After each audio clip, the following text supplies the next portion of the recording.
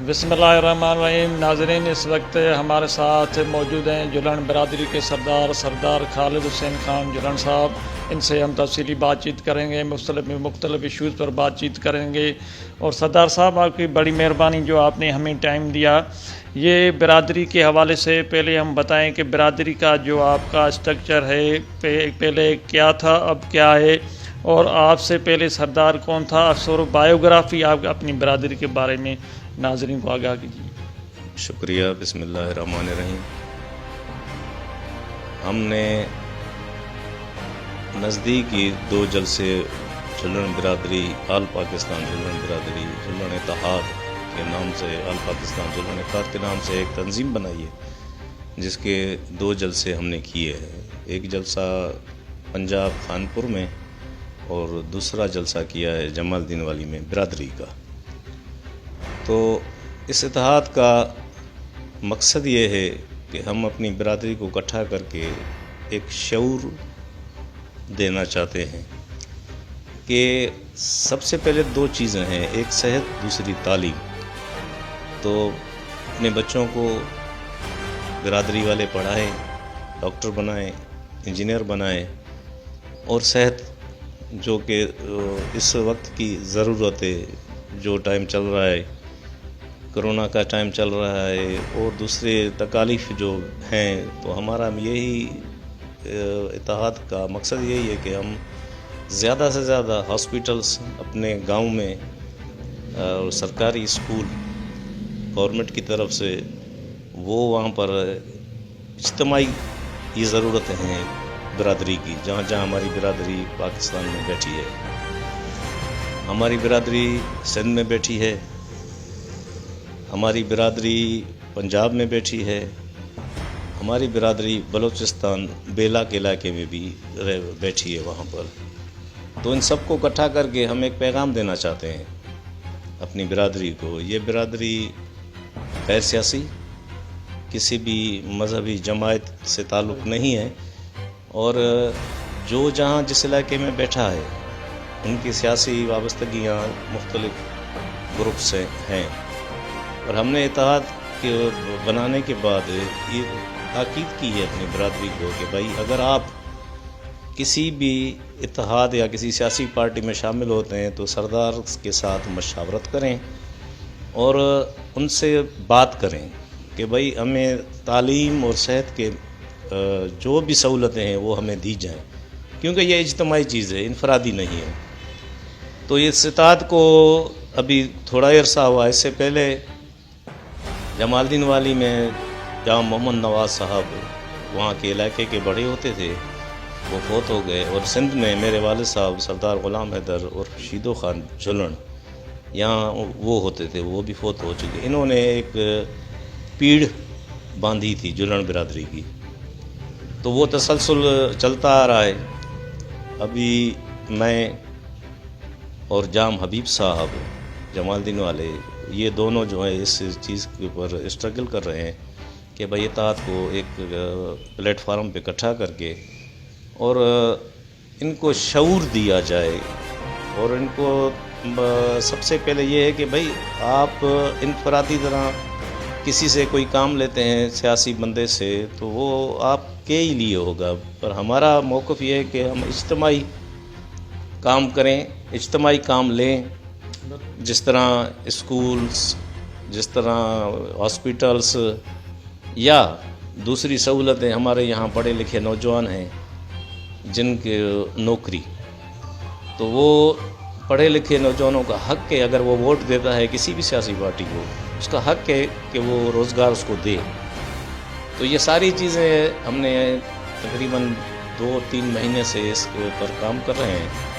और बकाया तंजीमकारी का मसला है, तो सिंध में डिस्ट्रिक्ट लेवल पर हमने तंजीमें बनाई हैं, ज़िले लेवल पे।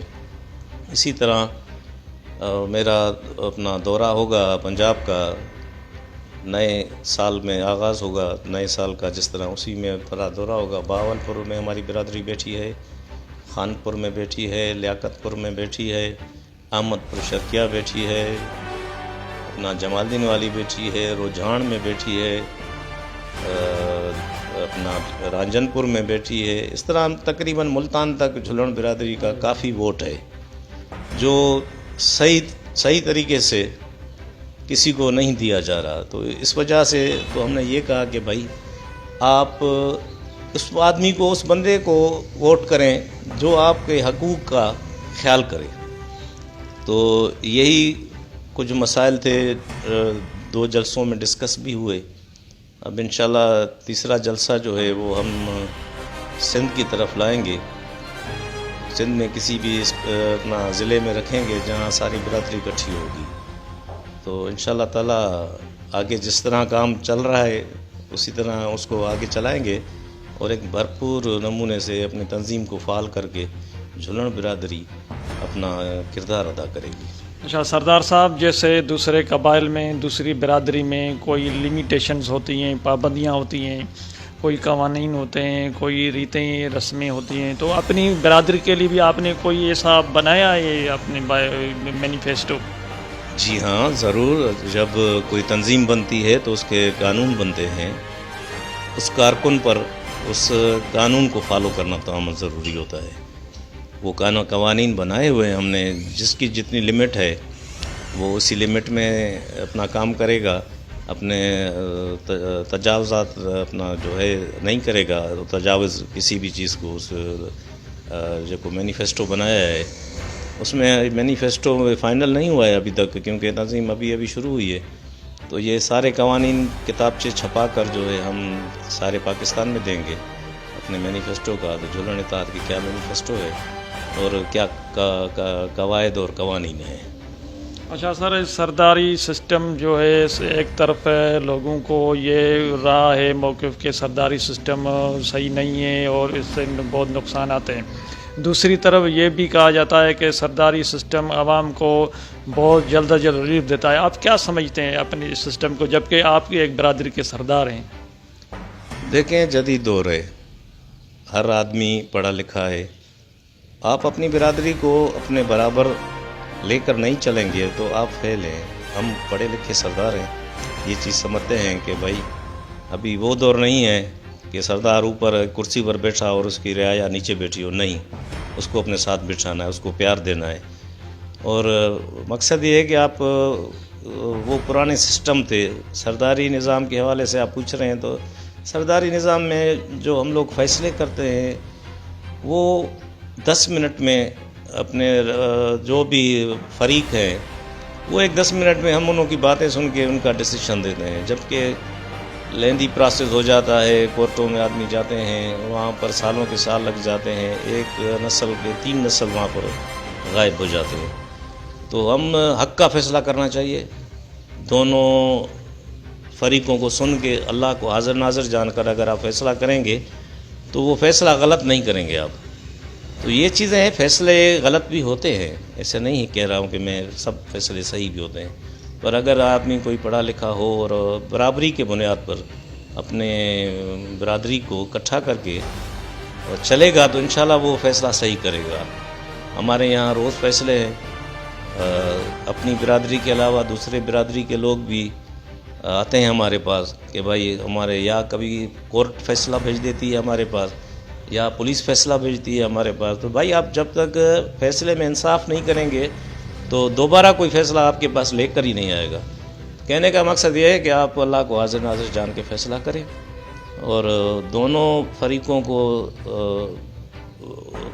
راضی کر کے، دونوں فریق جب راضی ہو جائیں، ایک فیصلے پہ مطمئن ہو جائیں تو آپ ڈیسیجن اگر اللہ کو حاضر ناظر کر کے دیں گے تو انشاءاللہ تعالیٰ ان میں ریلیف بہت ہے. سرداری نظام میں ریلیف کافی ہے. فیصلہ سن کر دونوں فریقوں کو کرنے میں وہ پھر سب تضاد اپنے بھول جاتے ہیں. اچھا سر، یہ ادھر پاکستان میں پورے جو ہمارے پروونسز ہیں ادھر تو جو ہے نا مختلف روایتیں ہیں، لیکن ہمارے پاس سندھ میں سیاہ کاری سسٹم جو ہے وہ چل رہا ہے. تو اس کو آپ کیسے دیکھتے ہیں، آپ کیا سمجھتے ہیں؟ قانون سب سے اعلیٰ ہے. جو قانون ہے سندھ میں، پاکستان میں، آپ اس کو فالو کریں. اگر اس چیزوں پر ناجائز بھی لوگ کرتے ہیں، کوئی آدمی ناجائز بھی کرتا ہے تو وہ آپ جب یہاں پر پابندیاں لگی ہوئی ہیں ان فیصلوں پر، اور یہ روایت ایک غلط روایت ہے، ہم اس کو کنڈیم کرتے ہیں، تو پاکستان کا قانون ہے، وہ قانون کو ہم نہیں کر سکتے، اس کے خلاف کوئی بات۔ یہ پاس کیا ہوا ہے پاکستان کے قانون نے، کاروکاری وغیرہ جو بھی یہاں کے رسمیں ہیں وہ ایک فرسودہ رسمیں ہیں، اور حق اگر آدمی اپنا خود جا کر کوئی نہ کوئی ڈیسیشن لے لیتا ہے تو اس پر سردار کسی طرح پابند نہیں ہے، یعنی کسی کو مار دیتا ہے یا غیرت میں یا کسی کو اور کر دیتا ہے، وہ سردار اس میں انوالو نہیں ہے۔ ہم قانون کی پاسداری کریں گے، جو قانون ہوگا، اس طرح کے فیصلے جو ہے وہ قانون میں منع ہے، پاکستان کے قانون میں، تو وہ فیصلے ہم لوگ نہیں کرتے۔ اچھا سر، برادری کے حساب سے آتے ہیں کو جھلن برادری کے حساب سے فرسٹ آف آل آپ کا ویژن ذاتی طور پر پرسنلٹی لیول پر آپ کو کون سا ہے؟ ہاسپٹل بنانا ہے، اسکول بنانا ہے، پہلے آپ کی کیا ترجیحات رہیں گی؟ دیکھیں ابھی سندھ میں ہمارے یہاں شکارپور ڈسٹرکٹ میں زیادہ جھلن بیٹھے ہیں، ہمارے یہاں گاؤں ہے زرخیل جسے کہتے ہیں، وہاں پر تقریباً جھلن برادری کی 2-3 یوسیاں ہیں، تو ہم سیاستدان سے یہی توقع کرتے ہیں کہ بھائی آپ یہاں پر ہاسپٹلس بنائیں، یہاں پر اسکول بنائیں، جس طرح وہاں کے علاقے کے عوام کو کوئی ریلیف ملے۔ زیادہ تو آپ ہمیں کچھ نہیں دے سکتے، یہ اجتماعی کام ہے جو آپ نے کرنے ہیں، تو یہی ہماری ڈیمانڈ ہوگی کہ صحت اور تعلیم، میں نے جیسے کہ پہلا بھی آپ سے کہا کہ ہمارے اتحاد کا مقصد بھی یہی ہے کہ سب سے پہلے ہم اپنے قبیلے کو یہ سہولتیں دیں، جہاں پر صحت اور تعلیم والا سہولت ہے وہ سب سے پہلے ترجیح دوں گا میں اس کو، اور اس کے بعد جو ہے ہمارے یہاں پڑھے لکھے چھوکرے ہیں، بچے ہیں جو تعلیم یافتہ ہیں، تو ان کو میرٹ پر جو ہے نوکریاں دیں، کیونکہ ناجائزیاں ہوتی ہیں، سفارش ہوتی ہے، تو اس میں میرٹ ہو۔ ہمارے اگر برادری کے لوگ میرٹ میں آتے ہیں تو وہ ان کو سلیکٹ ہونا چاہیے۔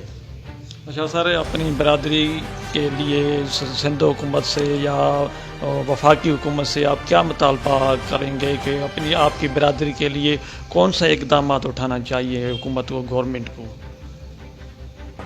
اقدامات تو یہی جو میری ڈیمانڈ میں کر رہا ہوں، سندھ گورنمنٹ سے بھی یہی کہوں گا کہ میں تو بلکہ ساری سندھ کے لیے کہوں گا کہ ساری سندھ کے ساتھ انصاف ہونا چاہیے، سندھ گورنمنٹ بھی انصاف کرے اور جو اپنا وفاقی گورنمنٹ بھی انصاف کرے، جو ان کے حقوق ہیں وہ ان کو ملنا چاہیے۔